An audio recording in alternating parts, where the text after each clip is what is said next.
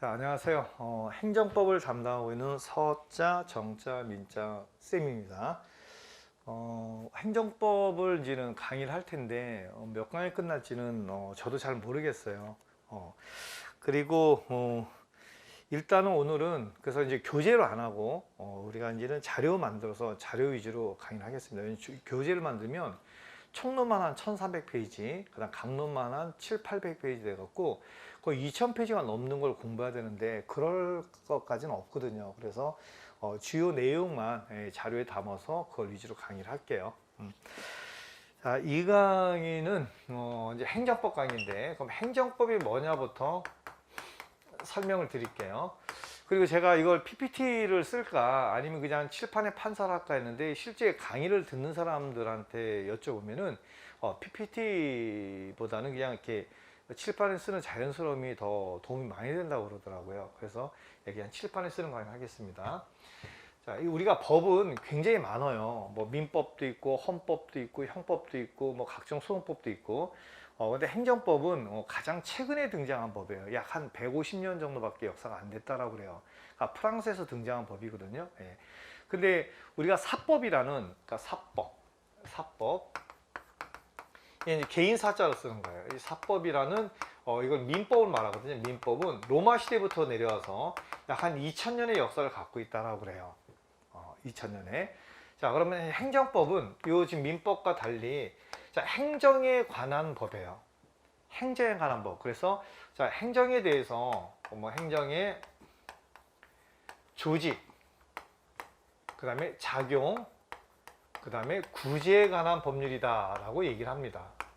그러니까 행정을 조직하고, 그 다음에 행정 작용을 하고, 그 다음에 어떤 행정 작용으로 인해서 국민의 권리가 침해됐을 때는 그걸 구제를 받는, 자, 그걸 규율하는 법을 우리가 행정법 그래요. 그럼 여기서 이제 우리가 행정이라는 게 도대체 뭐냐? 행정이라는 게 도대체 뭐냐? 이것도 이제 감을 가야 되겠죠. 이거는 행정에 관한 법이 바로 행정법이니까. 예. 자, 행정은 근대에 나온 개념이에요. 옛날 고대부터 있었던 게 아니라 근대. 옛날에는 고대 때는 왕이 있으면 왕 자기가 법을 만들고, 이 법을 만드는 걸 입법이다 그래요. 그래서 얘네 왕이 이렇게 있으면, 왕관이에요. 왕관. 이렇게 있으면, 자, 이 왕이 법을 만들어 입법을 하고, 자, 그 다음에 그걸 지가 집행을 해요. 자, 이걸 집행을 우리가 행정이라고 그러는데, 자, 그 다음에 이제는 재판도 하죠. 이 재판을 사법이다 그래요.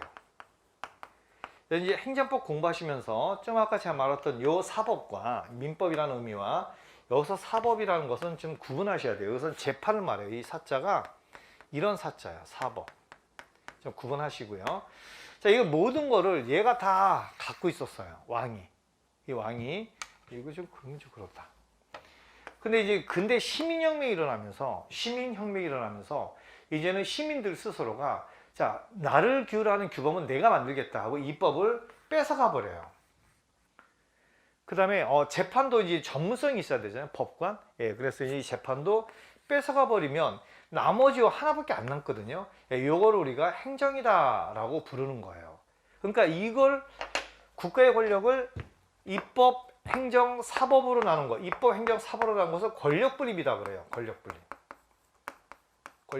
국가의 권력을 기능별로 나눠서 서로 견제와 균형을 이루게 하는 것을 권력분립이라고 합니다. 이런 권력분립이 이제 근대 등장하는데, 이 권력분립은 역사적 산물이에요. 그런 역사적 산물로서 이제는 행정이라는 개념이 등장했다라고 생각하시면 돼요. 행정이라는 개념이.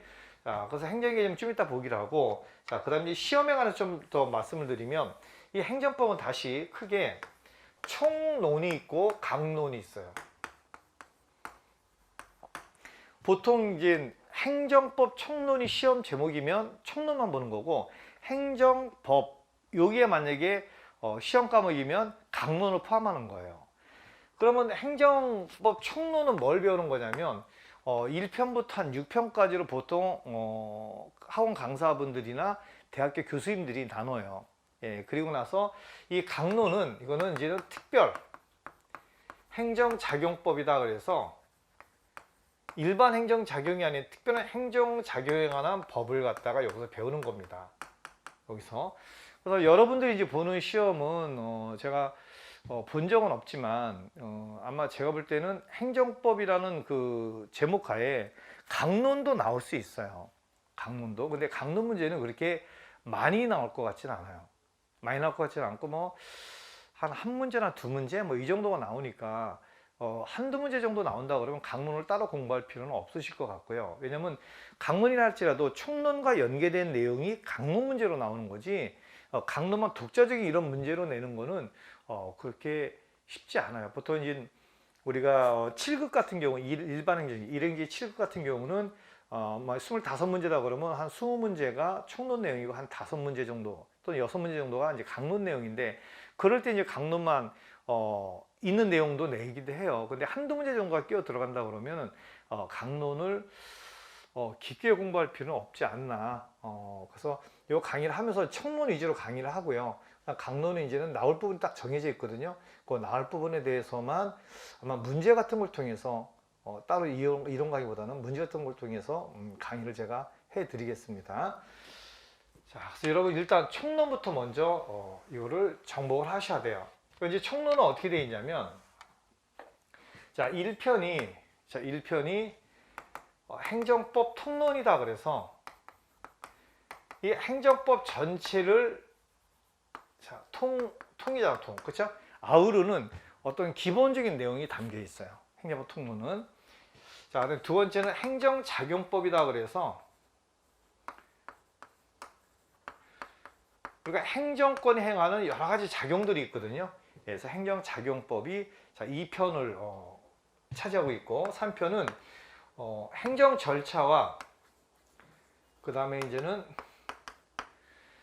자, 정보공개에 관한 법 그래서 이제 정보공개 뭐 이런 것을 개별법을 여기서 좀 볼 거예요. 그러니까 행정 절차 정보공개법 그 다음에 이거 말고 개인정보보호법도 있고요. 개인정보보호법도 근데 하나 이제 행정기본법이라는 게 작년 3월부터 이게 시행됐거든요.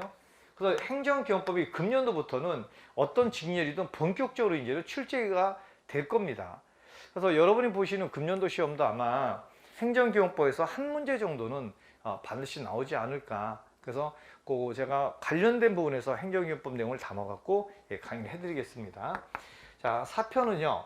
자, 행정처에 우리한테 뭔가 의무를 부여했는데 우리가 의무를 이행하지 않잖아요. 그럼 그 의무를 강제시키는 수단들이 있어요. 그래서 이걸 실효성, 행정에 대한 실효성 확보 수단이다. 그래서 이 4편에서 배우고요. 자, 그다음에 5편은 우리가 공무원이나 또는 공공 어떤 영조물에 의해서 내가 손해를 입으면 국가나 지자체에다가 손해배상을 갖다 청구할 수 있죠.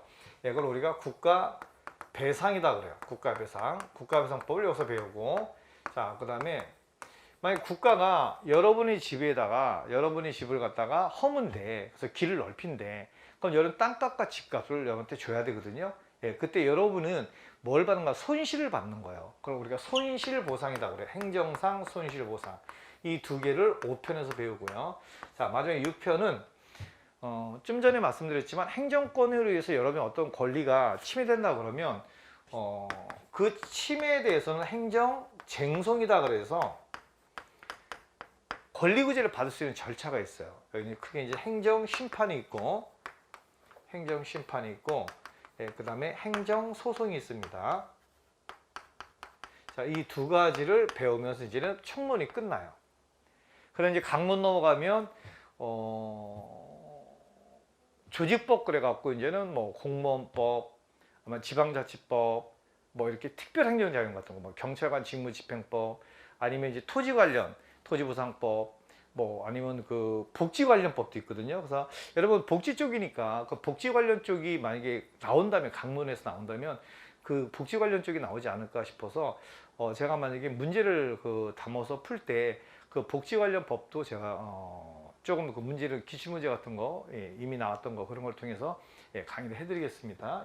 자, 그렇게 하고 이제 강론이 되어 있는 거예요. 근데 이 총론 내용만 여러분이 잘 아시면 강론을 처음 보더라도 어느 정도 강론도 여러분이 접근해서 점수를 받을 수 있습니다. 자, 우리 이제 주어진 자료 1페이지 보면은 그 1번에 행정의 개념 해갖고 도대체 행정이 뭐냐. 자, 이때 행정은 형식적 의미의 행정이 있고 실질적 의미의 행정이 있어요. 형식이 있고 실질이 있는데 이거 별로 중요하지 않아요. 중요하지 않습니다. 많이 출제된 부분은 아니에요. 자, 이 형식은요 간단해요. 그러니까 입법부라는 국회, 우리가 보통 의회 내지 국회라고 하는데 입법부가 하는 작용은 전부 다 형식적 입법이고요. 행정부가 하는 건 전부 다 그러니까 형식적 행정이야. 그다음에 법원이 하는 건 전부 다 형식적인 사법이다라고 생각하시면 돼요. 그래서 이 형식적 의미에서는 우리가 뭐 별로 고민할 건 없어요. 근데 실질은 뭐냐면, 그럼 이게 실질적으로 행정에 대한 개념을 정의할 수 있느냐? 그러니까 우리가 형식으로 정의하면 행정부가 하는 건 뭐든지 다 행정이지, 이게 형식적 행정인데, 그럼 행정에 대한 개념이 제대로 정의가 안 되잖아, 그렇죠? 예, 그래서 우리가 실적 의미에서 자, 행정의 개념을 어떻게 잡을 것이냐에 대한 이제는 견해가 여러 가지로 나눠져 있어요. 긍정성도 있고, 그러니까 실적 행정을 정의할 수 있다, 긍정설. 정의 못한다, 부정설. 예, 크게 긍정과 부정으로 나눠지는데 대부분의 학자들은 물론 행정법 학자들이니까 긍정을 하겠죠. 예, 그래서 긍정설에 자 거기 뭐냐면 결과 실현설, 우리 프린터 봐봐요. 우리 교재에 보면은 자 자료 보면 결과 실현설 해놓고 또 개념 징표설 이 두 가지가 있잖아요. 그래서 이 실적 의미 행정을 정의할 수 있는 게 자 결과 실현설, 개념 징표설 이 두 가지가 있다. 긍정설이가 다 긍정설인데 뭐 이건 몰라도 돼요. 이때 결과란 건 뭐냐면 우리가 행정은 언제나 공익을 목적으로 해요. 행정법 중에서 공익을 목적으로 하지 않은 법은 없어요. 없습니다. 그래서 그 공행적 목적, 공익을 목적으로 하는 어떤 그 작용인데, 그럼으로써 그 공공의 어떤 이익을 갖다 실현시키는 거, 그런 작용은 전부 다 실적인 행정 아니겠냐, 결과 실현설이고. 자, 이제 개념 징표설, 이건 뭐냐면 행정을 일률적으로 딱 정의할 수는 없다는 얘기야. 그냥 우리가 예를 들어 코끼리를 정의할 때 코끼리는 이거다 뭐 이렇게 정의할 수는 없거든요. 뭐 코끼리 특징들이 있죠. 뭐 코가 길고, 그다음에 뭐 초식 동물이고, 그다음에 상아가 이렇게 나와 있고, 이런 식으로 행정도 그런 어떤 개념을 갖다가 징표하는 그 특징들만 열거할 수 있을 뿐이지 이걸 일절 정의할 수 없다라는 게 바로 개념 징표설이에요. 그래서 거기 행정을 일절 정의할 수는 없고 다만 묘사할 수밖에 없다, 이런 표현 정도는 좀 알아두시고요. 그 다음에 나머지는 뭐 별로 의미가 없는데, 그 다음에 우리 자료에 보면은 그 실질과 형식을 이렇게 나눠놨잖아요. 이건 여러분 지금 설명을 해도 여러분 이해가 잘 안 될 거예요. 왜냐면 안 배웠으니까, 지금 이제 처음 배우는 거니까. 그래서 예를 들면은 하나 정도만 제가 설명드릴게요. 우리가 사평 가면 이제 통고처분이라는 걸 배워요. 통고처분. 여러분 혹시 운전하시다가 뭐 신호를 위반하거나 아니면 뭐 중앙선을 갖다 뭐 불법 유턴한다거나 이래서 경찰관 이분들한테 잡혀갖고 범칙금을 받아보신 적 있나요? 그 범칙금이 바로 통고처분이에요. 범칙금이. 그럼 경찰서장이 여러분한테 범칙금, 즉 통고처분을 하잖아요. 그럼 경찰서장이 한 거니까 경찰청은 국가 행정조직이에요. 그래서 이거는 행정이 한 거니까 당연히 형식적 의미의 행정이 되거든요. 형식적 의미의 행정이다. 자, 근데 이 통고처분이나 범칙금은 사실 벌금이나 과료와 같은 형벌을 부과할 거에 대신해서 이 돈을 갖다가 과하는 제재거든요. 그럼 벌금이나 과료는 형벌이죠. 여러분, 형벌은 사법부만이 부과할 수 있어요. 그러면 이 범칙금을 부과하는 통고처분 행위는 실질적으로 뭐가 됩니까? 실질적으로는 사법행위가 되죠. 이렇게 정리하면 돼요. 그래서 그 표를 보면은 거기 그 실질은 사법인데 형식은 행정인 거, 거기 6번에 보면 통고처분 나오죠. 예, 그렇게 이렇게 연결시켜서 보는 건데 크게 중요한 거 아니고, 나중에 다 여러분 행정법 어느 정도 실력이 올라온 상태에서 이걸 다시 한번 보시면은 금방 이해가 될 겁니다. 자, 아까도 제가 얘기했지만 어떤 국가가 어떤 행정 권한을 발동해서 우리 권리를 침해하잖아요. 그럼 권리를 침해하면 우리는 구제받을 수 있어야 되거든요. 이 구제가 바로 행정심판과 행정소송이라는 쟁송제도예요. 쟁송제도. 특히 이제는 우리가 이제 주로 이제 소송을 가거든요. 소송은 이제 법원이 담당하죠. 법원이. 자, 근데 이런 행정 중에 일부는요, 이 소송으로 갈 수가 없는 게 있어요. 왜 갈 수가 없냐면, 우리 옛날에 그 DJ 대통령님께서 평양에 당시 김정일 위원장님을 만나러 갔었죠. 예, 그러면 북한은 우리 헌법상 우리 영토예요. 헌법상 대한민국 영토입니다. 대한민국 영토는 한반도와 그 부속도서 한다 이렇게 돼 있거든요. 그러면 근데도 불구하고 이제는 그 김정일 당시 이런 어떤 정권이 북한을 갖다가 통치하고 있잖아요. 그러면 우리한테는 하나의 불법적인 정권이 되는 거거든요. 대한민국한테는. 예, 그러면 불법 단체인데 이 불법 단체에 갑자기 거기 가셨단 말이야. 그럼 이건 국가보안법에 위반되는 행위를 하신 거예요. 그러면 우리 DJ 대통령께서는 좀 남북의 어떤 평화, 통일, 뭐 경제협력 이런 걸 위해서 가셨는데 그분을 갖다가 법원에다가 국가보안법이라는 행정법 위반이다 해갖고 재판에다가 세운다면 이게 좀 말이 좀 이상하죠, 그렇죠? 예, 이렇게 이 사법심사를 할 수 없는 이걸 우리가 사법심사가 자제된다고 그러거든요. 배제되는 이런 영역의 행위를 통치행위다라고 불러요. 그래서 거기 2번에 이제 통치행위가 나오죠. 통치행위. 자, 여기는 출제 비중이 여기도 높지는 않아요. 높지는 않지만 얼마든지 내려면 낼 수 있는 그런 부분이에요. 그래서 여기는 이제 가볍게 보지 마시고 좀 관심 있게 보셔야 됩니다. 그럼 왜 사법심사가 안 되냐? 왜 배제가 되냐? 왜 DJ 대통령님을 법원은 왜 재판을 못 하느냐? 그 이유가 뭐냐면 이 통치행위는 고도의 정치적 행위이기 때문에 그래요. 고도의 정치적 행위로서 행위이기 때문에 이 정치 행위를 사법부가 판단할 수 없어요. 사법부는 법을 어겼냐 안 어겼냐, 위법하냐 적법하냐 이것만 판단하는 거지 이 행위가 너무나 정치성을 띈 것 같은 경우는 우리가 이 사법부 판단을 할 수가 없는 거거든요. 예, 그런 행위를 우리가 통치행위다, 즉 고도의 정책 행위이기 때문에 재판할 수 없는, 사법부의 판단을 못 받는 이런 영역이 있어요. 이걸 우리가 별도로 통치행위다라고 부릅니다. 그럼 이제 여기서 그동안 우리가 많은 어떤 그 정치적인 행위들이 있을 거 아닙니까? 그럼 그런 행위들이 통치행위냐 아니냐에 대한 어떤 사법부의 판단을 받아요. 그럼 그에 대한 이제 판례를 여러분이 잘 기억하시면 됩니다. 행정법 문제는요, 어느 직렬이든지 간에 판례가 제일 중요해요. 판례가. 그럼 여기서 판례라는 건 뭐냐면 헌법재판소라는 데가 있어요. 여기 법원 아닙니다. 예, 따로 헌법을 놓고 재판하는 곳이에요. 그러니까 이런 어떤 행위가 헌법에 위배되냐 안 위배되냐 이걸 판단하는 곳이 헌법재판소거든요. 자, 헌법재판소의 판단을 결정을 해요. 결정. 그래서 헌법재판소의 결정. 자, 그 다음에 이거 말고 대법원. 우리는 3심제를 갖고 있죠. 그래서 뭐 지방법원, 그다음 고등법원, 대법원 이렇게 대법원의 판결이라든지 그 다음에 결정이라는 게 있어요. 결정. 이걸 우리가 판례라고 그래요. 판례라고. 근데 우리가 이제 학자들이 어떤 이론에 대해서 괜히 견해들이 많이 있을 수 있잖아요. 근데 이제 학자들 간의 견해들이 별로 우리 행정법에서 안 중요해요. 학자들은 별로 안 중요합니다. 학자들의 견해는 중요한 게 뭐다?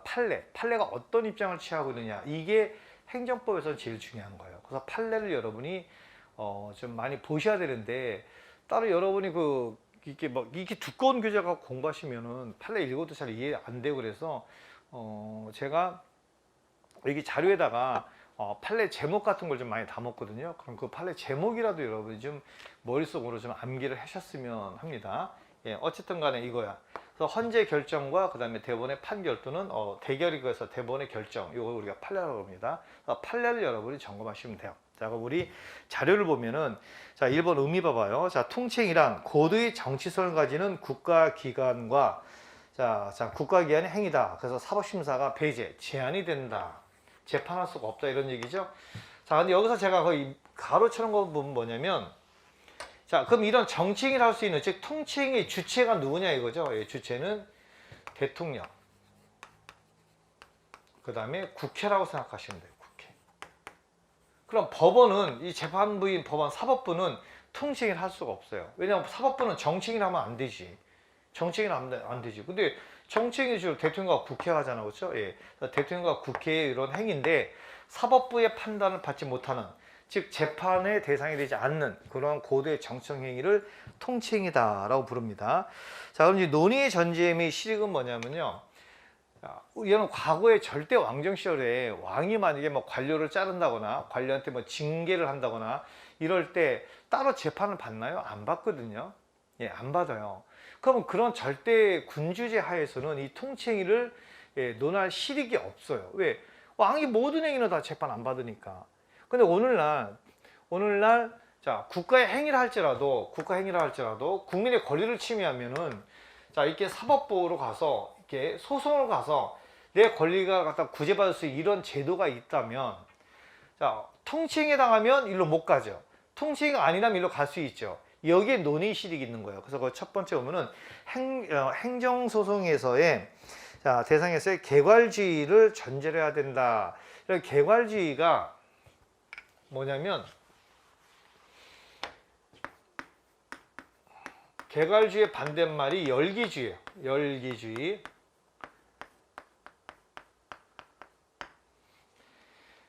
자, 예를 들면 여러분 가족에서 재판부가 있다 가정해봅시다. 자, 아빠의 모든 행위는 자, 그 재판을 받게 하는 것이 개괄주의고요. 그다음에 여러분 그 가족의 규범에 자, 아빠가 뭐 술을 드셨다거나 뭐 담배를 피셨다거나 아니면 뭐 외박을 했다거나 자, 이럴 때 이 세 가지 규정 안에서 재판을 받을 수 있다. 이걸 우리가 열기주의다 그래요. 그러니까 자, 국가의 모든 행위는 다 재판받을 수 있다. 재판의 대상이 된다는 걸 개괄주의다 그러고, 그게 아니라 법에 이것만 소송화. 이걸 열기주의다 그래. 열기주의. 근데 이 통칭에 대한 논의의 실익은 이걸 가지고 논할 수 있는 것은 요 개괄주의를 전제로 해서만 논의가 실익이 있는 거예요. 왜냐하면 개괄주의는 어떤 행위도 다 소송 갈 수 있는데, 그렇죠? 소송 갈 수 있는데 여기는 안 돼 이런 거잖아. 근데 열기주의라면 자, 요거는 소송화, 나머지는 소송 오지 마. 뭐 이렇게 돼 있으니까 거기에 해당하면 소송 가는 거고 해당 안 하면 소송 안 가는 거잖아. 따라서 열기주의는 자, 이 통칭의 논의의 전제가 되지 않아요. 개괄주의를 갖다가 전제할 때 통칭의 실익이 있는 겁니다. 논의 실익이.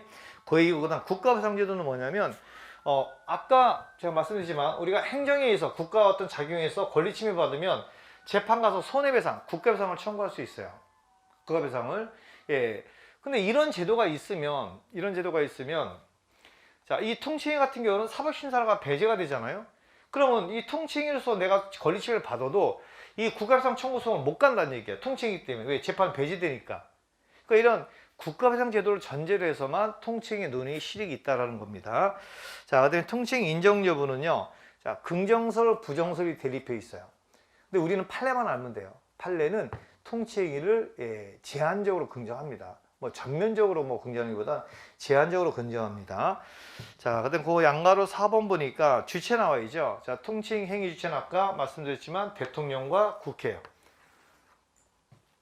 그럼 대통령과 국회가 이들의 정치 행위가 통치에 해당한다, 해당하지 않는다 이런 판단은 오로지 사법부만이 내릴 수 있어요. 재판부만이. 그래서 거기 자, 행위 주체는 대통령과 국회이고 자, 사법부는 제외되지만 판단 주체는 오로지 사법부만이 이건 통치행위입니다, 이건 아닙니다 라고 판단할 수 있어요. 통치행위 여부는 사법부만이 판단할 수 있다. 자, 그 다음에 양가로 5번에 판례 있죠. 별표를 치세요. 판례. 자, 이 부분은 통칭으로 본 사례가 있죠. 자, 먼저 남북 정상회담 개최. 이게 아까 전에 말씀드렸던 우리 DJ 대통령님이 자, 평양에 가서 전 김정일 국방위원장을 만나서 남북 정상회담을 하죠. 그럼 남북 정상회담 한 것은 이거 고도의 정치성을 띤 행위예요. 그렇죠? 그럼 그걸 갖다가 우리가 국가본법 위반이다라는 사법적 판단은 못 합니다. 그래서 이거는 통치행위야, 통치행위. 자, 그렇지만 거기 통치행위가 아니라고 보면 판례 1번 봐. 근데 이 남북정상회담 과정에서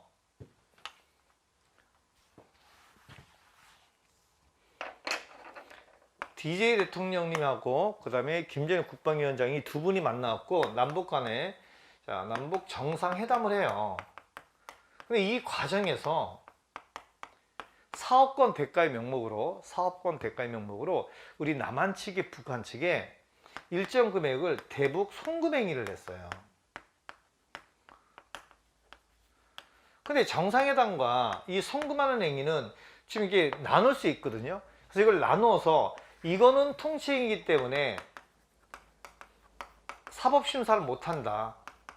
사법심사가 자제돼야 된다 한 거고, 자, 이 대북 송금 행위는 이건 통치행위가 아니기 때문에 사법심사를 받았어요. 왜냐하면 이 송금을 하려면 당시 그 정부의 어떤 일정한 절차를 밟고 이 돈을 넘겨야 되거든요. 그런 절차를 어겼기 때문에 이건 위법하다라고 판단을 받죠. 그래서 이건 통치행위 아니고 이건 통치행위다. 근데 이게 하나의 과정에서 동시에 일어난 거예요. 그러니까 이쪽에 DJ 대통령께서는 남북정상화하듯이 하시고 그 밑에 있는 비서실장인 박모, 그 당시 박모 비서실장께서는 북한에다 송금을 한 거고요. 그러니까 이거를 가분할 나눌 수 있기 때문에 나눠서 이건 통치행위고 이건 통치행위가 아니다, 이렇게 판시한 겁니다. 판례가. 자, 근데 통치행위를 본 사례 두 번째 보면 계엄 선포의 요건이나 당부당 여부 있죠. 이런 계엄령은 우리 사회 질서가 너무나 혼란스러울 때 경찰력 갖고는 유지가 안 된 거야, 질서가. 이럴 때 이제 군대를 동원하는 대통령의 명령이 계엄령이에요, 계엄령. 근데 이 계엄령을 갖다가 자, 선포한 것 자체가 이게 사법심사를 받아들이냐, 그건 아니죠. 이거는 고도의 정치성 있는 행위거든요. 그래서 계엄령이 선포할까 말까, 대통령이 또는 이 계엄령 선포가 정당하냐 부당하냐, 이런 판단은 사법부의 판단에서 제외됩니다. 고도의 정치성이 띈 행위이기 때문에. 자, 네 번째는 일반 사병의 이라크 파병이 있죠. 그러니까 옛날에 노무현 대통령 시절에 우리 일반 사병을, 국군을 갖다가 이라크에 파병한 적이 있어요. 그럼 그때 이제 국회의 동의를 거쳐서 노무현 대통령님께서 우리 일반 사병을 이라크에 파병한 거거든요. 이 파병한 것 자체가, 자, 뭐 우리 군대 갖다 외국에 보냈으니까 이거는 뭐 침략적 전쟁에 가담하는 거 아니냐, 이건 대통령이 이거는 위헌적 행위를 했다, 뭐 위법적 행위를 했다, 뭐 이렇게 판단할 수 있을 거 아닙니까? 그래서 이런 이라크 파병 행위가 통치행위 들어가느냐, 통치행위에 해당하면 재판 안 받아요. 그렇죠? 근데 통치행위에 해당하지 않으면 재판 받을 수 있어요. 근데 우리 법원은 자 우리 헌법 우리 사법부는 통치행위로 봤어요. 이라크 파병은 복잡한 여러 가지 국제 문제가 얽혀 있기 때문에 이건 정치성이 고도로 정치성 있는 행위다. 그래서 우리 사법부는 판단을 자제해야 된다고 봤습니다. 자, 그다음에 5번에 국회의원의 자격심사 징계 제명이 있는데, 우리 헌법 64조인가요? 우리 헌법에는 이 국회의원에 대해서 국회가 스스로가 이거를 징계할 수도 있고요. 뭐 출장 정치 이런 거 있죠. 아니면 돈 좀 수당 같은 거 좀 줄이고 막 이런 것들. 그다음에 자격 심사를 할 수 있고요. 그러니까 제명을 할 수 있어요. 근데 우리 헌법에는요, 이런 경우에는 법원에 제소할 수 없다, 이렇게 돼 있어요. 그럼 법원에 제소할 수 없다는 것은 사법 판단이 자제가 된다는 거야. 제한된다는 거야. 그래서 이거는 통치행위예요. 이건 통치행위로 봐요. 이거 꼭 기억하셔야 됩니다. 그러니까 헌법의 명문으로 이건 통치행위야 라고 선언한 게 바로 이겁니다.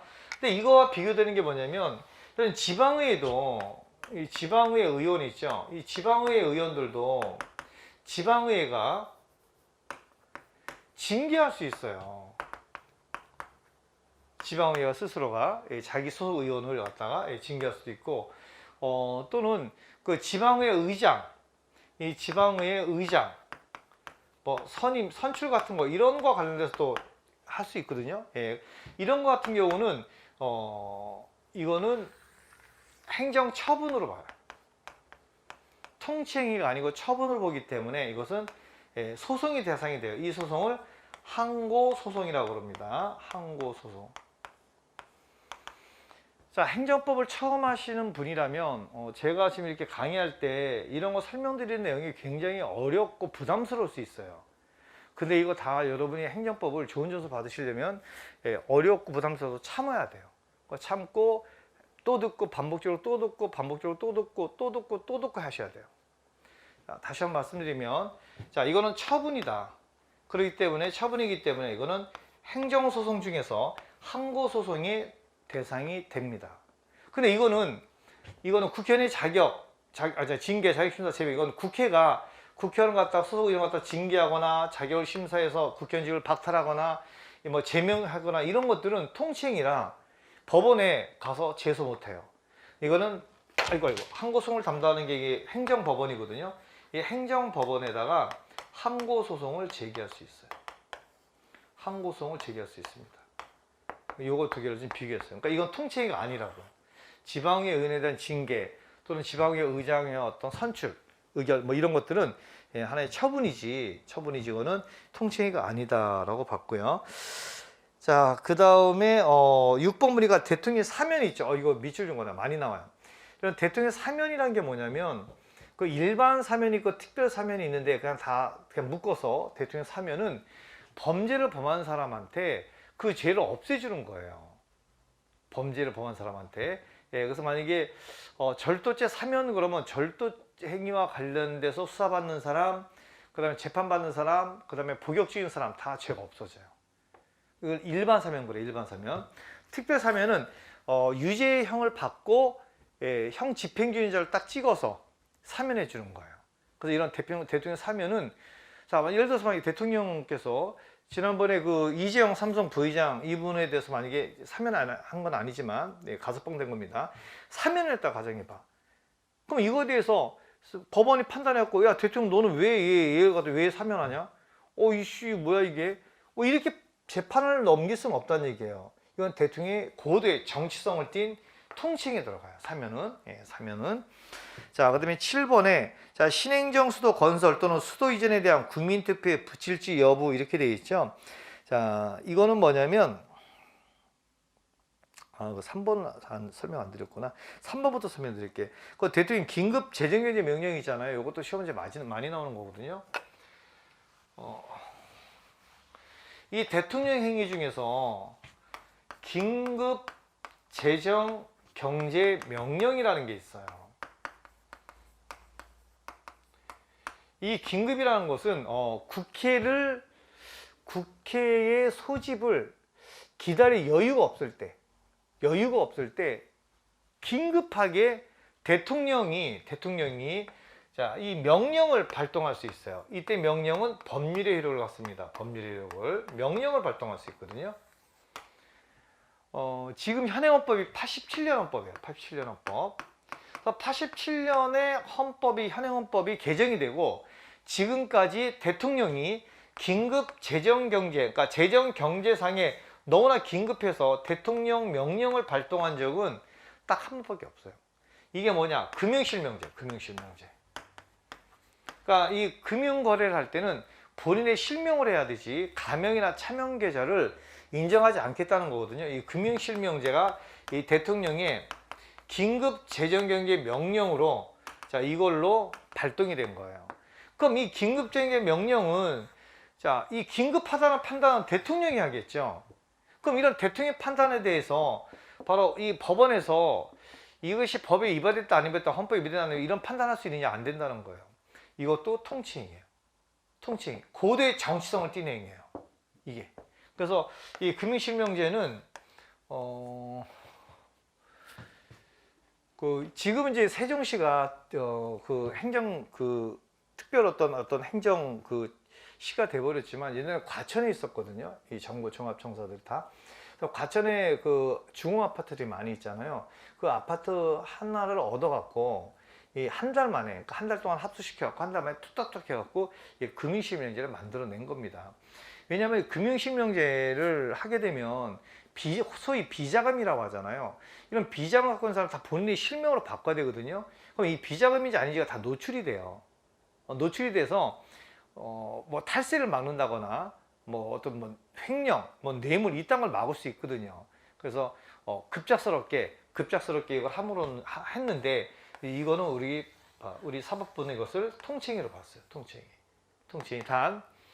여러분 거기 그 7번에 그 슬래시가 뭐라고 되어 있냐면 자, 비록 통칭이긴 할지라도 국민의 기본권 침해와 직접 관련되는 경우는 헌법재판소의 심판 대상이 될 수 있다라고 되어 있죠.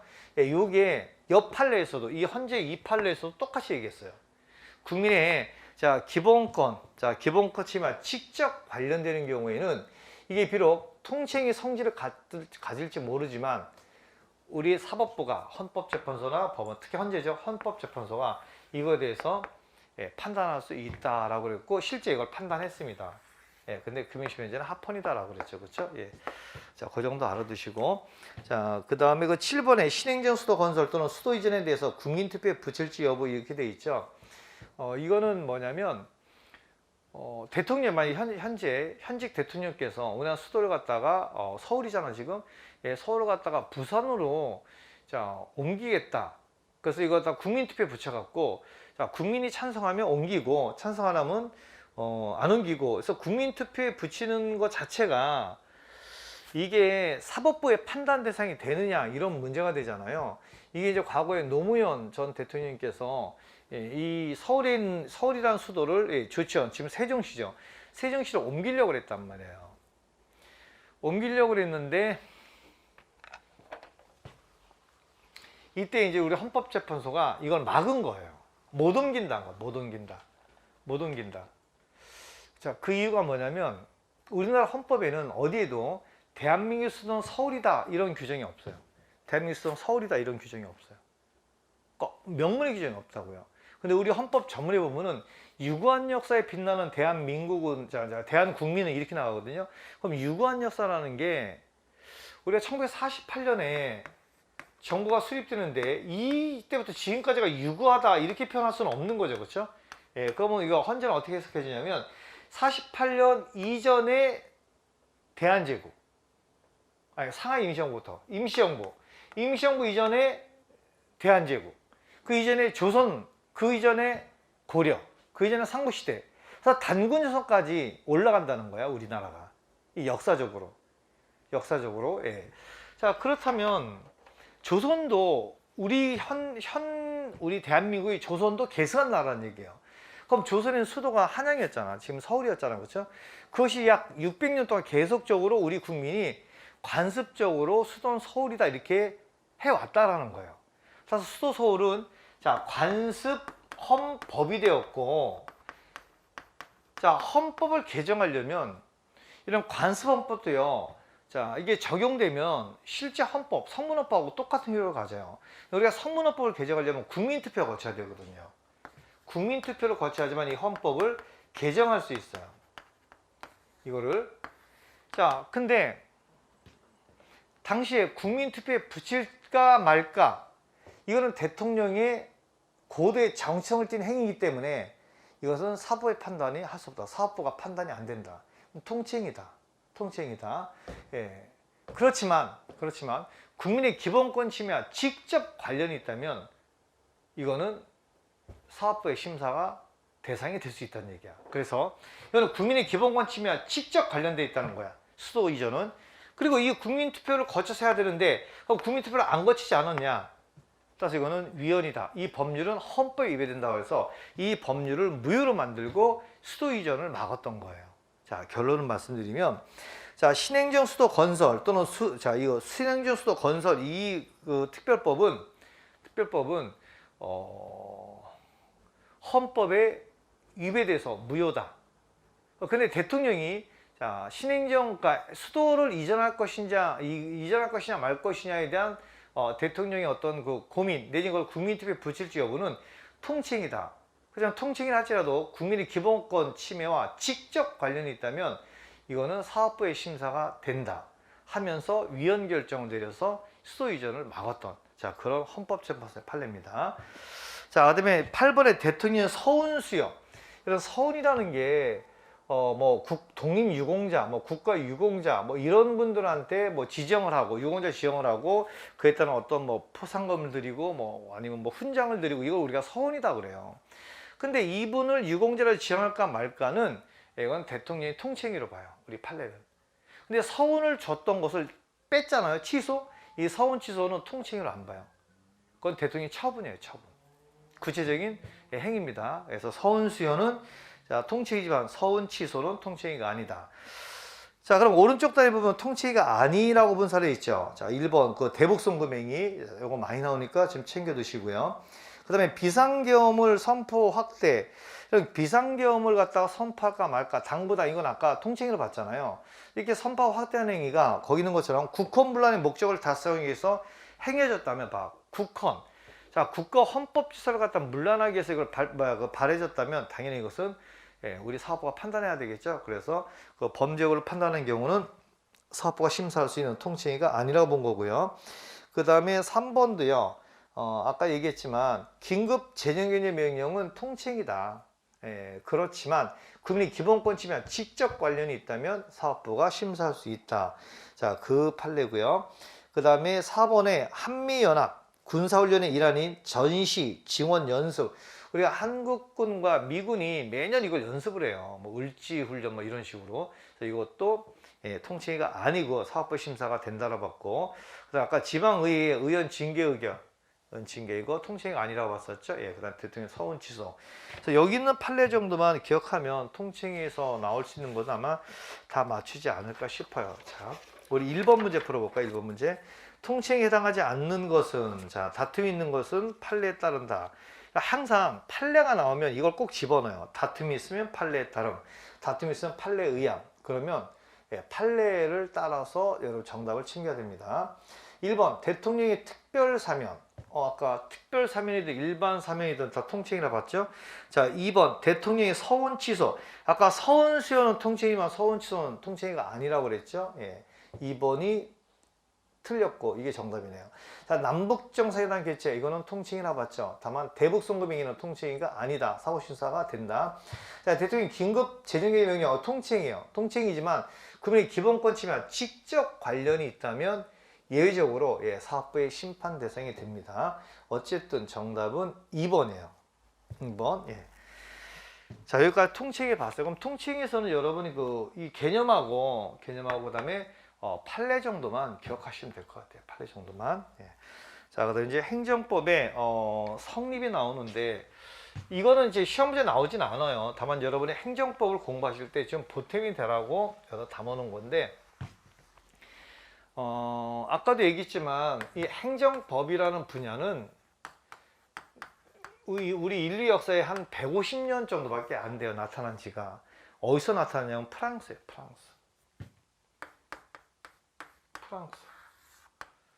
그러니까 행정에 관한 조직, 작용, 구제에 관한 법인 공법이거든요. 국내 공법인데 행정법은 프랑스에서 처음 나타나요. 그럼 얘네들은 그 프랑스는 어떻게 나타나냐면 이거 판례 중심으로 나타나거든요. 판례 중심으로. 1789년 프랑스 시민혁명이 일어나요. 프랑스 시민혁명이.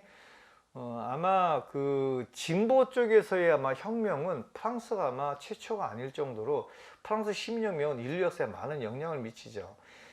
그리고 나서 그런 어떤 자유주의 물결, 그리고 나서 이제 당시 왕이었던 루이 16세와 부인이었던 마리 앙뚜아네트를 단도대에서 처형을 해버려요. 프랑스인들이.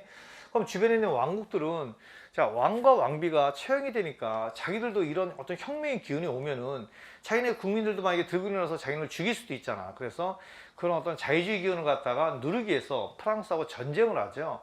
이게 이제 대불동맹을 맺어갖고 그 전쟁에서 이제 나폴레옹이라는 사람이 엄청나게 뛰어난 활약을 하고 나중에 1802년에 나폴레옹이 국민투표를 통해서 황제에 등극을 해요. 근데 이 기존에 이제는 뭐 귀족들이나 이런 사람들은 나폴레옹이 싫을 거 아닙니까? 왜냐면 군인이 이제는 황제가 됐으니까. 그래서 이제 나폴레옹이 계속 견제하니까 나폴레옹이 그 자기의 어떤 법률적 자문기구로서 꽁세유 됐다라는 거를 만들어요. 이걸 번역할 때 이제 국참사원 이렇게 부르거든요. 그러니까 자문기구예요. 법적 자문기구다라고 생각하면 돼요. 꽁세유 됐다가 이거를 만들어요. 그리고 나서 죽고 나서 한 7, 80년 흐른 뒤에 이 프랑스에서는 행정과 관련된 사안에 대한 재판을 꽁세유 됐다 해서 여기서 재판하는 거예요. 이거를 행정재판소라고 불러요. 그러니까 이 꽁세유 됐다는 행정부에 있는 거야. 행정부에. 여러분 우리 법원은 어디 있죠? 사법부에 있는 거야. 행정부 안에는 법원이 없어요. 사법부에 있는 거예요. 여러분 행정법원도 사법부에 있는 거야. 사법부. 근데 이거는 행정부 안에 있어. 행정부 안에 있어. 이런 나라를, 그러니까 행정에 대한 재판을 행정부가 하는 것을 행정국가다라고 불러요. 근데 이런 우리나라는 행정을 하는 재판을 법원에서 하게 되거든요. 그래서 1심 행정법원, 2심이 고등법원, 3심이 대법원, 이렇게 상소 제도를 갖고 있어요. 이런 나라를 사법국가라고 그래요. 사법국가. 그러니까 미국과 우리나라는 행정을 하는 사건을 사법부인 법원이 한단 말이에요. 그것을 사법국가라고 그럽니다. 자, 어쨌든 행정국가고, 여기서 이제 이 재판하면서 많은 판례들이 만들어지겠죠. 이 판례들이. 그래서 이 판례가 바로 행정법이 되는 거예요. 프랑스에서는. 그리고 얘네들은, 자, 독일과 마찬가지로 자, 공법과 사법을 구분을 뚜렷하게 해요. 사법을, 자, 구별해요. 여러분, 공법 그러면 공권력 작용과 관련된 법이다라고 일단 생각하세요. 그래서 뭐 헌법, 그러니까 국가 공권력이 들어온다 생각하면 돼요. 헌법, 형법, 행정법, 뭐 그다음에 국제법, 조약 같은 거 국가가 들어오니까, 예, 그다음에 각종 소송법, 뭐 이런 것들이 공법이고, 사법은 민법을 생각하는 민법. 그러니까 이 공법 영역과 사법 영역을 뚜렷이 구분하는 게 이 프랑스와 독일이에요. 이 독일은 프랑스의 영향을 받아서 행정법이 발전하거든요. 예, 주로 이제 이론 중심으로 발전하는데, 어쨌든 자, 이 독일과, 자, 프랑스 2차 대전, 세계대전 전까지만 해도 다 행정국가예요. 물론 프랑스는 지금도 행정국가고, 독일은 지금 이제는 법원으로 사법국가로 이제 바뀌었어요. 근데 그 전에는 이제는 행정국가다라고 기억을 하시면 되겠고, 자, 근데 이것 말고 영미법계는요. 이 영미법계라는 게 꼭 영국과 미국을 말하는 건 아니에요. 여러분, 그 호주의 국가원수가 영국 여왕인 거 아시죠? 그 영미법계예요. 그 다음에 뭐 캐나다의 국가원수도 영국 여왕인 거 알죠? 그것도 영미법계예요. 이런 영미법계는, 자, 이 공법과 사법을 구분하지 않아요. 자, 구별하지 않는다. 자, 그리고 얘네들은, 자, 영미법계는 이 행정과 관련된 이 재판을 이 사법부, 법원에서 해요. 그래서 얘네들은 사법국가예요. 사법국가. 법원에서 합니다, 재판을. 그래서 영미법계에서는 이 행정법에 대한 발달이 20세기 전까지는 거의 없었다 보시면 돼요. 왜냐하면 공사법을 구분하지 않으니까. 그렇죠? 그러다가 이제 20세기 들어오면서 복지국가가 되면서 특히 미국 같은 데도 위원회 중심으로 행정이 펼쳐지고, 예, 그 다음에 절차법 중심으로 행정 관련 법들이 만들어지기 시작해요. 절차법 중심으로. 그래서 얘네가 일반적으로 말하는 사법인 그 커먼로 판례가, 커먼로라는 판례와 좀 구별되는 어떤 그 행정법이라는 영역이 이때부터 이제 비약적으로 발전하기 시작합니다. 예, 그럼 미국도 현재 행정법 영역이 있습니다. 자, 그럼 우리나라는 어떻게 하냐? 우리나라는 섞여 있는 거야. 우리나라는 공사법을 구분해요. 우리 한국, 우리나라. 자, 공사법을 구분해요. 근데 우리는 사법국가예요.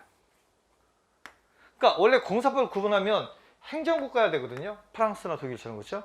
근데 우리는, 자, 이렇게 프랑스, 독일의 예에 따라서 공법과 사법을, 즉 행정법과 민법을 구분하지만, 행정을 하는 재판은 사법부에서 해요. 사법부, 법원에서. 그래서 우리는, 자, 공사법을 구별하면서 사법국가라는, 즉 행정법의 독특한 특수한 영역을 인정하는 국가다라고 생각하시면 됩니다.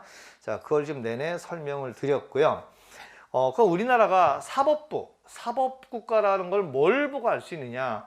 거기 우리 헌법 107조 2항 나오죠. 여러분, 이거 되게 중요한 조항이거든요. 자, 이거 설명드릴게요. 자, 명령. 자, 그 다음에 규칙. 자, 처분. 자, 지금부터 여러분 이 처분이라는 단어를 보면은 공권력의 행사, 즉 행정청, 행정기관이 행하는 공권력의 행사를 처분이다라고 생각하시면 돼요. 처분이다. 예, 또는 공권력의 행사에 대한 거부, 뭐 이런 것들 우리가 처분인데, 자, 나중에 우리 6편 가면 처분 자세히 배웁니다. 자, 처분.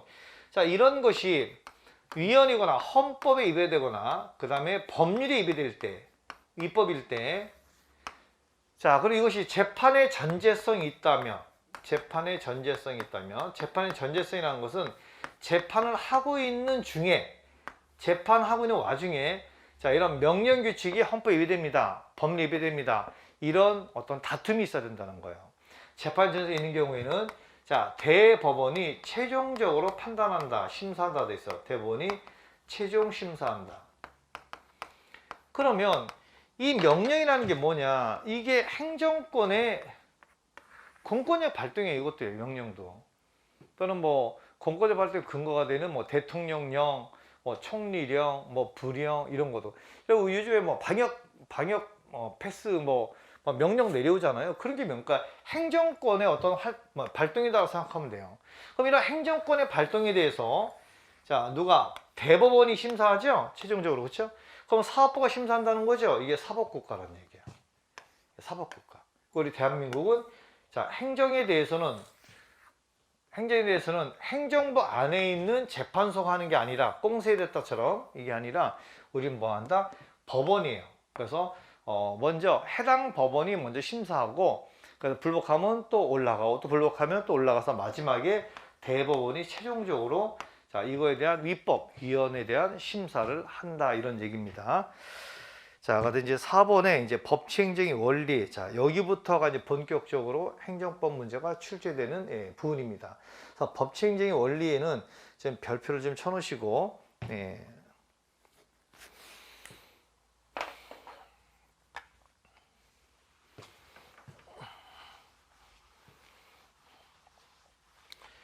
우리 헌법은 130조의 조항을 갖고 있어요. 헌법 전문하고 본문이 130조. 근데 헌법의 원리 중에 하나가 법치주의를 담고 있어요. 법치주의를. 자, 법으로 다스려라 라는 거야.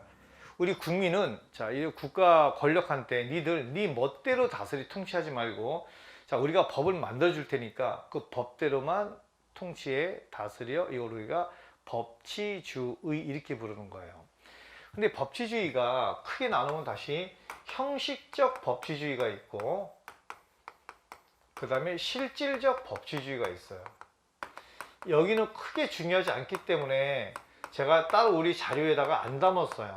왜냐면 그래도 여러분 행정법 처음 하신 분은 되게 생소할 텐데, 자, 이거까지 여러분 하면 좀 머리가 좀 아프실 것 같아서 이건 더구나 개념 정도만 아시면 돼요.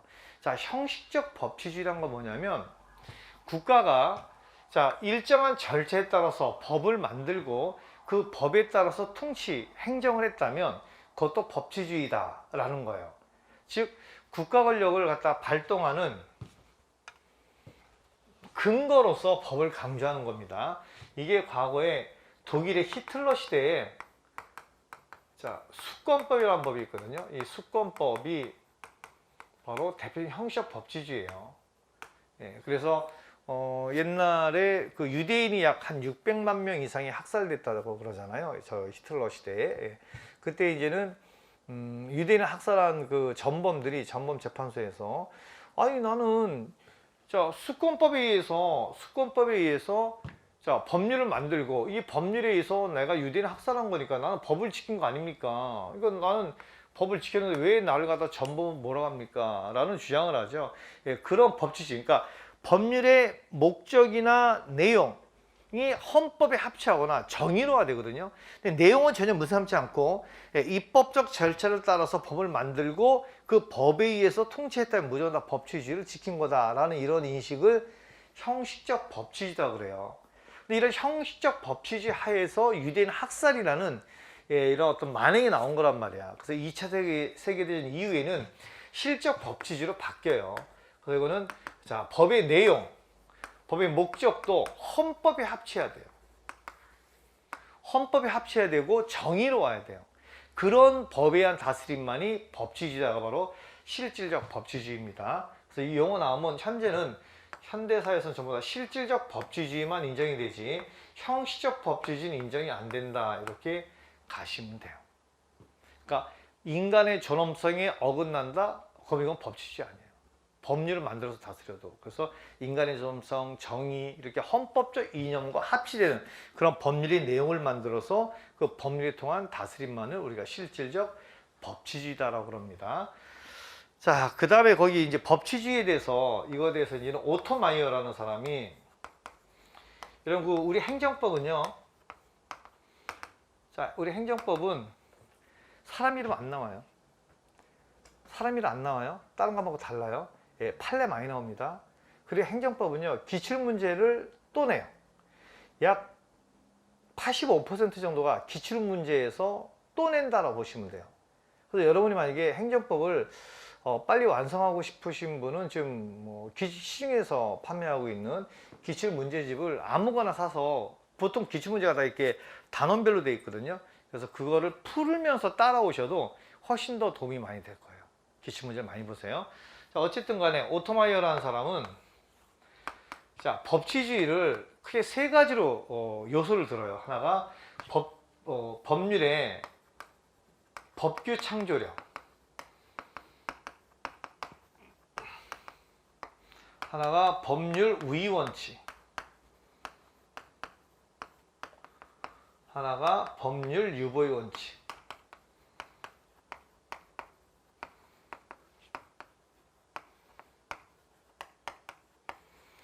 이 세 가지가 오토마이어라는 독일의 행정법의 아버지죠. 예, 엄청난 분인데, 자, 이분은 법치주의를 또는 법치행정을 이 세 가지를 요소를 듭니다. 근데 오늘날에는요, 법률의 법규 창조력은 별로 중요하지 않아요. 이 두 개가 중요하고 그 중에서도 법률 유보 원칙이 제일 중요합니다. 이게 제일 중요해요. 예. 그래서 법률 유보 원칙 중심으로 공부하면 됩니다. 자, 이 법규라는 것부터 먼저 여러분 아셔야 돼요. 이 법규는 다른 말로 대외적 구속력이다 라고 불러요. 대외적 구속력. 그래서 여러분이 어떤 분의 교재를 보시더라도 대외적 구속력, 이거는 법규를 말한다 라고 이해하시고 읽으시면 더 빨리 이해될 수 있습니다. 자, 그럼 대외적 구속력은 뭐냐? 국민과 그 다음에 법원을 구속하는 힘이에요. 국민과 법원에 대한 구속력, 이것을 대외적 구속력 그래요. 자, 여러분 국가가 여러분한테 세금 내라고 하잖아요. 그럼 이제 세금 내야 되죠. 안 내면 어떻게 됩니까? 여러분 재산에 압류가 들어오고 그거 가져다가 공매라고 하거든요. 국가가. 예. 자, 공매에 처분해 갖고 여러분 재산 뺏어가 버려요. 근데 그 조세부가 처분에 대한 근거 법률이 있죠. 그 법률. 그 법률에 의해서 우리를 구속하는 법규가 만들어진다. 이걸 우리가 법률의 법규 창조력 그럽니다. 이때 법률은 국회가 만든 형식적 의미의 법률이에요. 그러니까 우리가 법률도 자, 국회가 만들지 않았지만 실질적으로 법률을 주는 거 있거든요. 아까 뭐 대통령 긴급재정결제 명령, 대통령 긴급명령, 또 뭐 조약, 뭐 이런 것들은 실적 의미에서 법적 효력을 가져요. 그거 말고 국회가 만든 법률을 형식적 의미의 법률 그러는데, 여기서 법률은 그 국회가 만든 법률을 얘기합니다. 그러면 오늘날에는 이런 법률에 의해서만 우리를 구속하는 이런 법규성을 만들 수 있느냐? 그렇지 않아요. 요즘에는 법규명령, 즉 대통령령, 총리령, 부령 이렇게 법규명령이나 아니면은 아까처럼 뭐 대통령 긴급 재정의 명령, 긴급 명령 뭐 이런 걸 통해서도 얼마든지 우리를 구속할 수 있거든요. 또는 뭐 관습법에 의해서도 우리를 구속할 수 있거든요. 그래서 오늘날에는 이 법률의 법규 창조력은 무너졌다. 그러니까 원칙적으로는 자, 우리 법규성은 법률에 의해서만 만들어진다는 게 원래 법률의 법규 창조력이야. 근데 오늘날에는 꼭 법률에 국한되지 않고 뭐 법률의 위임을 받은 법규 명령이라든지 아니면 관습법이라든지 아니면 헌법상 대통령 긴급 재정경 명령권, 긴급 명령권 같은 경우도 얼마든지 자, 우리를 구속하는 법규성을 그 안에다 담을 수 있어요. 그래서 이건 크게 논의가 안 되고. 자, 근데 법률 우위 원칙은요. 자, 법률이 더 위다라는 거야. 뭐보다? 이 법률이 행정보다 더 위다라는 얘기야. 법률이 행정보다 더 높다. 반대로 말하면 행정은 법률을 위배해서는 안 된다. 법률의 범위를 벗어나서는 안 된다. 법률에 위배돼서는 안 된다. 법률의 범위에서 벗어나면 안 된다. 이걸 법률 우위 원칙 그래요. 법을 뛰어넘으면 안 된다는 원칙입니다. 예. 자, 법률 유보 원칙은 뭐냐면 어떤 행정을 할 때는 법률을 만들어서 법률의 근거를 두고 행정을 하라는 얘기야. 그러니까 유보라는 게 근거라고 생각한대요. 법률의 근거를 두고, 그러니까 법률에 A 행정청할 때 이런 거 해도 돼. 그 법률의 근거가 있잖아. 그러면 얘는 그걸 할 수 있어. 그걸 법률 유보 원칙 그래요. 자, 법률 우위는 행정을 할 때 법을 뛰어넘으면 안 된다는 거야. 법률을 넘어가서는 안 되고, 법률 유보는 행정을 할 때 법률의 근거를 두고 거기서 하라는 얘기야. 예를 들어서 만약에 여러분 가족 그 규범에 자, 밤 10시 넘어서 들어오면 뭐 한 달간 외출 금지 이런 어떤 규범이 있다 그래 봐. 여러분 구속하는 이 법규성이 있는 법규가 있다고 한번 보세요. 법규가. 예. 그러면 여러분이 만약에 9시 59분에 들어왔어. 그럼 여러분 한 달간 외출을 갖다가 금지합니까? 안 되죠. 근데 여러분 만약에 밤 10시 한 반에 왔어. 그러면 아빠가 너 엄마 한 달간 외출 금지. 자, 아빠가 이런 행정을 할 때 법리에 근거가 있었죠. 아까 10시 이후에 들어오면 한나가 외출 금지라는 게 있었죠, 여기에. 그렇죠? 이거 법률 유보 원칙 그래요. 그러니까 어떤 행정권을 발동할 때는 법률의 근거를 두고 법률에 먼저 규정해 놓고 그 규정에서 행정권을 발동하라는 거야. 따라서 법률의 규정이 없다면 행정권을 발동 못 해요. 그걸 뭐라 부른다? 법률 유보 원칙이라고 부릅니다. 자, 그럼 각각의 특징들을 좀 살펴볼게요. 자, 우리 그 자료 보면은 자, 4번에 법치행정의 원리는 행정의 법률 적합성 원칙 이렇게 부르기도 합니다. 자, 의미는요. 자, 헌법이나 법률에 따른 행정 플러스 행정의 사법심사를 보장한다. 이게 무슨 말이냐면 자, 우리가 법치행정의 법은 당연히 헌법도 안에 들어가는 거야. 헌법이나 법률에 따라서 통치해야 되고 만약에 헌법이나 법률에 따라 통치를 했는데 그때 내 권리가 침해되면 내 권리를 구제받을 수 있는 행정구제제도가 반드시 있어야 되겠죠. 만약에 내가 권리를 침해당했는데 이런 구제할 수 있는 어떤 제도가 없다 그러면 뭐 법치행정은 말만 무늬만 법치지 그건 진정한 법치주의가 아니잖아, 그렇죠? 그래서 오늘날 실질적 법치주의가 대세이기 때문에 당연히 헌법과 법률의 통치권 행사의 근거를 담고 아울러 그에 의해서 국민의 권리가 침해되면 뭐 할 수 있다? 예, 바로 소송 가서 또는 심판 가서 권리구제를 받을 수 있다. 이것을 우리가 묶어서 법치행정의 원리다라고 얘기하는 겁니다. 항상 이런 그 법치주의에서 가장 핵심은 우리 국민이 권리 침해 받았을 때 뭘 할 수 있다? 뭘 할 수 있다? 바로 권리구제를 받을 수 있어야 됩니다. 예, 그렇게 생각하시고요. 자, 그 다음에 그 아래 보면 이제 구체적 내용 오토마이어의 법률의 법규 창조력, 법률 의의 원칙, 법률 유보 원칙 있죠. 자, 근데 법률의 법규 창조력은 오늘날 별로 의미가 없다.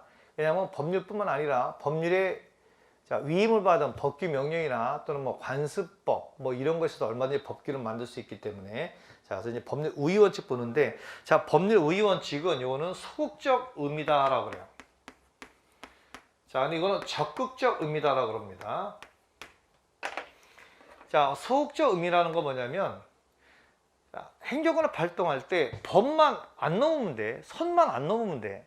근데 법률이거는 왜 적극이냐 그러면 자, 법률의 근거가 있어야지만 법률의 규정이 있어야지만 행정권을 발동하죠. 그럼 만약에 규정이 없으면 법률을 적극적으로 만들어서 근거를 두고 발동해야 되겠죠. 봐, 선만 안 넣는 거와 이걸 만들어서라도 작용을 하는 거와 그 차이예요. 그래서 선만 넘지 않으면 된다 그래서 이거는 소극적 의미의 법률 적합성 원칙이고 유보 원칙은요, 없으면 법률이라도 만들어야 되잖아, 그렇죠? 이걸 우리가 적극적 의미의 법률 적합성 원칙이다 또는 법칙의 원리다라고 얘기합니다. 예, 그 얘기고요. 또 하나 이 법률 의의 원칙에서 법률은요, 이 법률은 자, 범위가 뭐냐 이거. 이때의 법률은 모든 걸 다, 모든 법 다, 모든 법 다. 그래서 헌법, 법률, 뭐 명령, 조례, 규칙 뭐 이런 거 다 포함해서. 그럼 여기서 자, 모든 법규범위죠. 단 거기다 좀 미식을 해요. 행정 내부만 규율하는 행정규칙은 자, 제외된다. 예외가 행정규칙은 안 돼요. 자, 여기 모든 법에는요, 행정법에 일반 원칙도 들어가요.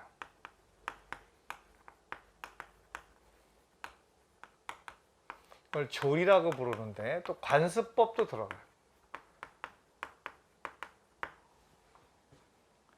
자, 행정법의 일반 원칙은 좀 이따 배울 거거든요. 이거는 이제 행정법의 일종의 조리인데, 그러니까 행정권과 관련돼서 대부분의 행정작용에다 적용되는 불문법을 우리가 행정법 일반 원칙 그래요. 예를 들면 뭐 비례 원칙, 그 다음에 뭐 평등의 원칙, 신뢰보호 원칙, 자유구석의 원칙, 뭐 그 다음에 부당결부 금지 원칙, 이런 거 우리 좀 이따 배울 거야. 이런 어떤 행정법 전반에 적용되는 원칙을 행정법 일반 원칙 그러고요. 지금까지 행정기본법이 나오기 전까지만 해도 대부분 이것이 명문의 규정이 별로 없었어요. 그래서 우리가 불문법, 즉 조리로서의 어떤 명칭을 붙여갖고 학자분들은 강의하셨습니다. 어쨌든 그런 걸 말하는 거고요. 자, 그러면 행정규칙은 뭐냐? 행정규칙은, 자, 법 구조를 설명드릴게요. 이제 법을 처음 하시는 분을 위해서, 우리 국민이 우리를 규율하시는 규범을 우리가 직접 만드는 게 있거든요. 그게 헌법이에요. 헌법은 우리 국민이 만드는 거예요. 그래서 국민투표라는 걸 거치잖아요. 그렇죠? 헌법. 이 헌법이 우리나라 모든 규범 중에서 가장 최상위의 규범이에요. 상위의 규범. 자, 이거보다 아래 게 법률이에요. 법률. 이 법률은 우리 대표자들인 국회가 만들어요. 국회가. 자. 그래서 이 법률은 헌법을 넘어서는 안 돼요. 헌법을 떠나면 안 됩니다. 이걸 우리가 상위법 우선의 원칙 그래요. 상위법 우선 원칙. 자, 그 다음 이제 명령이라는 것은 이건 행정권이 만드는 거예요. 행정부가. 예. 뭐 대통령, 뭐 국무총리, 각부 장관 이런 사람들이 만드는 규범, 법규. 이 법규를 우리가 명령이라고 그래요. 명령. 대통령령, 뭐 총리령, 장관이 만들면 부령 이렇게 불러요. 그건 명령입니다. 명령. 예. 그다음에 이 조례는 지방의회가 만들어요. 지방의회가 만드는 규범이고, 요 지방자치단체에만 적용되는 규범이에요. 그러니까 요 지방자치단체 주민들은 이 조례를 따라야 돼요. 이 조례도 법규력이 있거든요. 법규성이. 예, 그 다음에 자, 규칙은 자, 지방자치단체장이 만드는 거예요. 뭐 서울특별시장, 뭐 동작구청장 이런 장이 만드는 거야. 자, 이게 일반적으로 법 구조예요. 법 구조. 근데 이거 말고 이 행정권이 내부적으로 자기 공무원한테 자, 너 법은 이렇게, 자, 이 법조항은 이렇게 해석해야 돼. 또는 이런 거는 자, 이렇게 해야 돼. 너 제가 청소년한테 술 팔았니? 예, 그러면 너 이 규칙에 따라서 뭐 제재 처벌을 내려. 그 내부적으로 지침을 정한 게 있어요. 상급기나 하급기한테 주는 거. 그걸 우리가 행정규칙 그래요. 그래서 행정규칙은 이 행정권 관련해서 명령보다 훨씬 더 낮은 거고요. 이거는 법규성이 없어요. 우리 국민하고 아무 관계 없어요. 그거는 그 행정부 내에서의 질서 유지 또는 사무 처리를 하나의 기준, 그걸 맞는 거 행정규칙이라고 그래요. 따라서 이 행정규칙은 우리와 관계가 없기 때문에 법규성 자체가 없어요. 우리 구속하지 않습니다. 그래서 이건 우리가 여기 법률의원칙에 여기 안 들어간다는 얘기예요.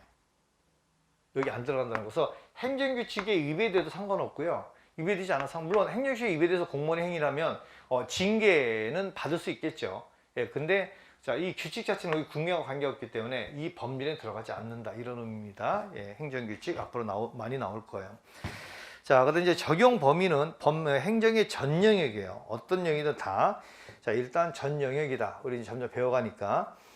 자, 그다음 4번. 자, 법률 우위 원칙을 위반한 경우는, 자, 이게 만약에 행정 행위 형식이다 그러면 중대 명백해. 그 위법성이 중대하고 명백해. 그건 무효고요. 그렇지 않으면 취소예요. 근데 행정행위가 아니라, 자, 행정입법이라든지 공법상 계약 같은 경우라면 이건 그냥 무효가 돼요. 무효. 이건 별거 아닌 내용 같지만 그 두 개 묶어서 좀 별표 좀 쳐놓으실래요? 다시 한번. 자, 이 행정행위가 법률위원칙이 어기잖아요. 근데 그 어긴 하자가 위법이 중대하고 명백하면 무효고요. 그렇지 않으면 취소예요.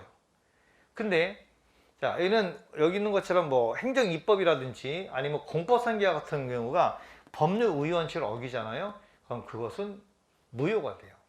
무효가 됩니다. 그 이제 무효가 뭐고 취소가 뭐냐는 우리 나중에 또 배우게 돼요. 그러니까 이 행정법은요, 처음에 용어가 다 생소한 용어가 나오니까 굉장히 어렵게 느껴져요. 그리고 들어도 잘 모르겠고. 근데 행정법은 지금 여러분이 지금 딱 있는 이 위치가 가장 행정법이 어려운 단계야. 근데 이거를 보고 또 듣고 문제 풀고 하면 자꾸 쉬워져요.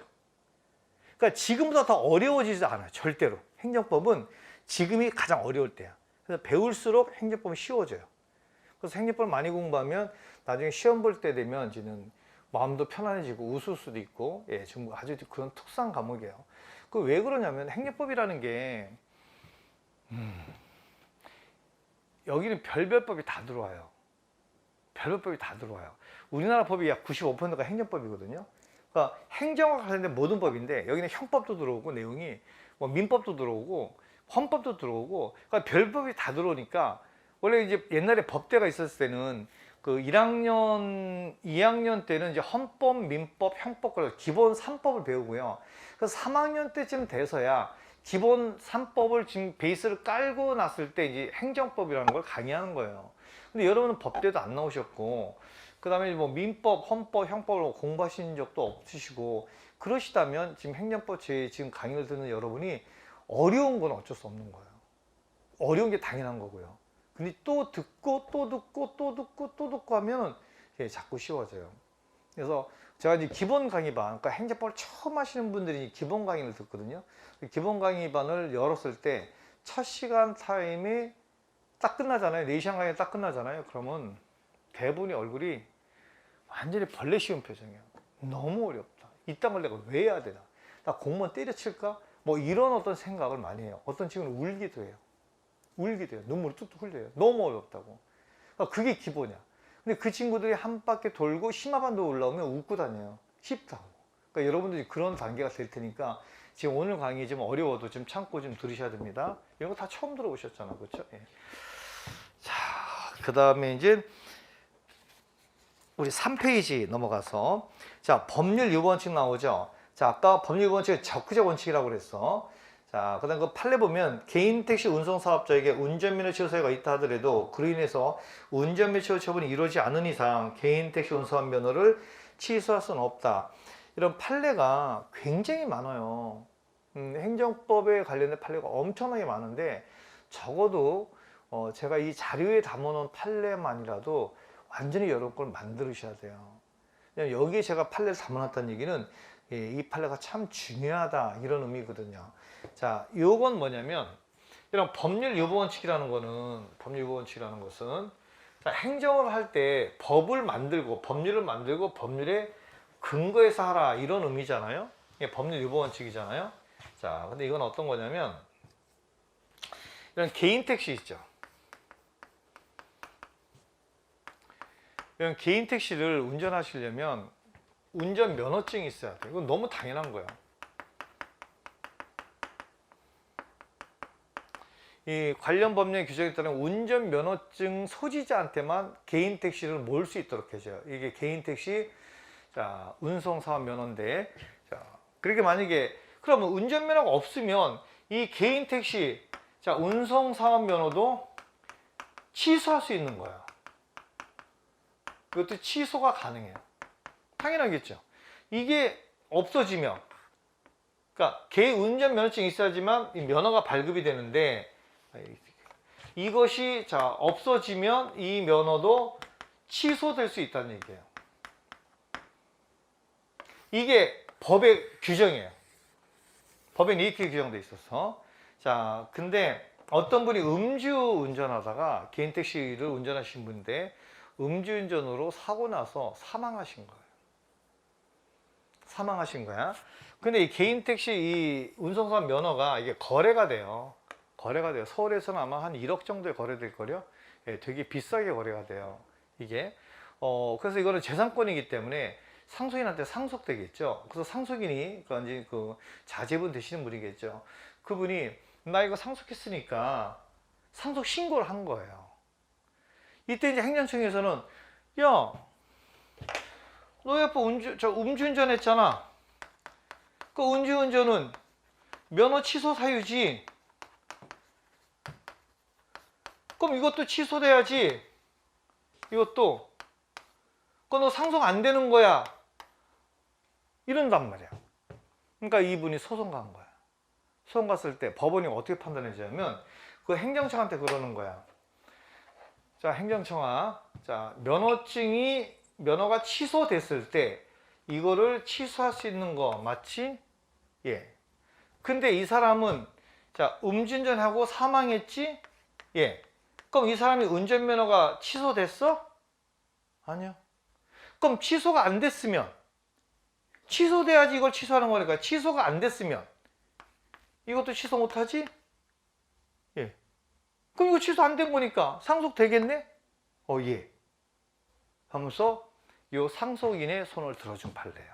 한번 읽어볼게요. 자, 개인 택시 운송 사업자에게 운전면허 취소 사유가 있다. 자, 사유만 있는 거야, 사유만. 실제 취소한 건 아니야. 왜냐면 취소 못해. 왜? 이 사람은 죽었기 때문에. 항상 행정 처분은요, 자, 살아있는 자연인한테 하는 거야. 또는 법인한테 하는 거야.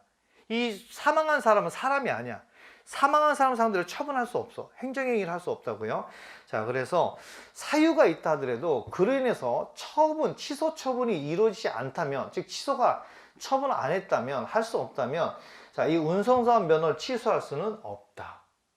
이해되죠? 그러니까 사유만 갖고는 안 되고 직접 이게 취소되어야 이걸 취소할 수 있는 거야. 근데 행정청은 음주운전으로 취소 사유가 있다는 요 사유가 취소된 게 아니라 사유가 있다는 것만으로 이걸 취소하려고 했던 거야. 그러니까 야, 너 법에는 취소돼야지 취소할 수 있다 있잖아. 근데 취소 사유만 있는 경우는 취소된 게 아니잖아. 아닌데 이걸 왜 취소하니? 이런 얘기 알겠죠? 자, 이게 이제 대표적인 법률 원칙에 대한 대표적인 판례입니다. 자, 그다음 원문자 2번 봐. 법률적 근거는 조직 규범이나 작용 규범을 의미한다. 자, 이게 또 무슨 말이냐면,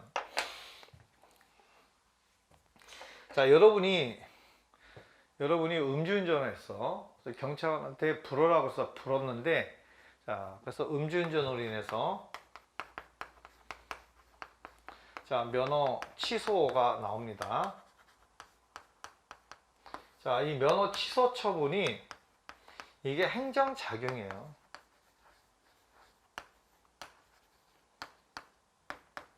그러면 이 취소 처분을 누가 했겠어? 지방경찰청장이 했겠죠? 그럼 이 경찰이라는 이 조직이 먼저 필요해요. 그래서 아까 제가 행정법이란 행정에 관한 조직, 작용, 구제에 관한 법이라고 그랬죠? 이때 조직법이 이거예요. 뭐 정부조직법 이런 것들, 뭐 그 다음에 뭐 지방자치법 이런 것들이죠. 이런 게 조직에 관한 법률이란 말이야. 그럼 이 조직법이 있고 조직법에서 경찰이라는 조직이 만들어지고 그 다음에 얘한테 취소 처분할 수 있는 권한을 작용권을 또 주거든요. 이게 작용법이에요. 그럼 여기서 우리가 법률 우위 원칙에서 법률은 조직법을 말하느냐 작용법을 말하느냐 이런 얘기야. 그러니까 어떤 행정작용할 때는 법률의 근거를 두고 행정행위를 하라. 이게 법률 유보 원칙이잖아. 법률 유보 앞에 있는 법률이 조직법을 말하느냐 작용법을 말하느냐 이걸 말하는 거야. 작용법이죠, 당연히. 왜? 이 조직법은 항상 행정작용을 하기 위해서는 전제가 돼 있는 거예요. 경찰이라는 조직이 안 만들어지고 어떻게 면허 취소 처분하고 어떻게 음주를 단속하고 그럽니까? 조직이라는 게 만들어지고 나서 이제 작용이라는 게 만들어지죠. 그럼 조직법 근거 따로 있어야 되고 작용법 근거 따로 있어야 되는데 이 작용을 하려면 조직이 전제가 되는 거니까 조직법은 어떤 행정작용에서든 다 전제가 되는 거예요. 요거 이해됐죠? 예, 다만 작용법은 없을 수도 있거든요. 그러니까 경찰이라는 조직은 있지만 경찰이 뭘 할 수 있다는 것은 이 작용법에 다 규정되어 있는데 이 법이 없는 것도 경찰이 할 수 있단 말이야. 그럼 안 되죠. 법률 원칙이 어긋나는 거니까. 따라서 법률 원칙에서 법률은 작용법, 작용 규범을 의미한다는 얘기고요. 자, 자, 그다음에 세 번째는요. 자, 법률 원칙에서 법률의 의미. 자, 이건 아까 법률 유보는 모든 법률이라고 그랬죠. 규칙 빼놓고. 예, 근데 이 법률에서 법률은 자, 형식 의미 법률, 즉 국회가 만든 형식 의미 법률. 그다음에 법률의 위임에 따라서 만들어진 법규 명령. 이걸 위임 명령 그러거든요. 위임 명령 우리가 2편 들어서 다시 배웁니다. 자, 이런 것들을 말하고요. 그다음에 관습법 안 돼요. 행정규칙 안 들어가요. 예산도 안 들어가요. 여러분 쳐봐. 자, 우리가 어떤 행정작용할 때 관습법을 만들고 이거에 근거해서 행정작용을 합니까? 이런 관습법이 만들어지려면 오랜 동안 관행이 반복돼야 돼요. 그거 지금 당장 처분해야 되는데 이 오랫동안 관행이 자 반복돼서 만든 관습법을 어떻게 만드냐고. 그래서 관습법은 법률 위반칙에 법률에 들어가지 않는다고. 그 다음에 행정규칙은 아까도 그랬잖아요. 대적 구성이 없으니까 당연히 안 들어가고 예산은요. 잘 들으세요. 예산은 우리 국민과 아무 관계 없어요. 우리 국민을 구속하지 않아요. 예산은 국가기관만 구속을 해요. 우리랑 관계없어요. 그래서 예산은 우리가 법규성이 없습니다. 우리한테. 자, 그래서 포함되지 않는다라고 되어 있고. 자, 근데 그 아래 헌법 37조 2항을 제가 담아놨죠. 이거는 이제 비례 원칙에 대한 대표적인 헌법의 명문 근거인데, 자, 국민의 모든 죄에 걸리는 국가안전보장, 질서유지, 공무원에 의해서 필요한 경우 하나요. 법률로서 제한할 수 있으며 제한하는 경우에도 자, 자유의 권리의 본질적인 내용을 침해할 수 없다. 이렇게 되어 있죠. 자, 이때 헌법재판소는 봐. 거기 법률로서 제한할 수 있으면 이렇게 되어 있죠. 예, 그래서 자, 이때 법률 유보 원칙은 법률에 의한 규율만을 뜻하는 게 아니라 법률에 근거한 규율을 요청하는 것이므로 무슨 말이냐면 국회가 만든 법률에다 담고 행정을 할 수 있지만 이 법률에서 대통령령 또는 총리령, 부령이 위임한 경우는 이런 이 대통령과 총리가 부령을 법규명령 그러거든요. 법규성이 있는 명령. 즉 이 명령 우리 국민을 구속한다 이런 뜻이야. 법규성 있는 법규명령인 게 이런 법규명령에 있어도 뭐 할 수 있다? 근거를 두고 법규명의 근거를 두고도 행정작용을 할 수 있다는 얘기예요. 자, 그 얘기고요. 그래서 그거 법률에 대한 규율만을 뜻하는 게 아니라 법률에 근거한 규율을 요청하는 것이므로 자, 위임입법 즉 법규명령에 있어도 기본권 제한이 가능하다고 자 보았다. 이렇게 됐죠. 자, 이제 적용법인 이게 법률 원칙에서 제일 중요해요. 자, 이건 우리가 시간이 꽤 됐으니까 잠시 쉬었다가 예, 다시 이어서 강의하겠습니다.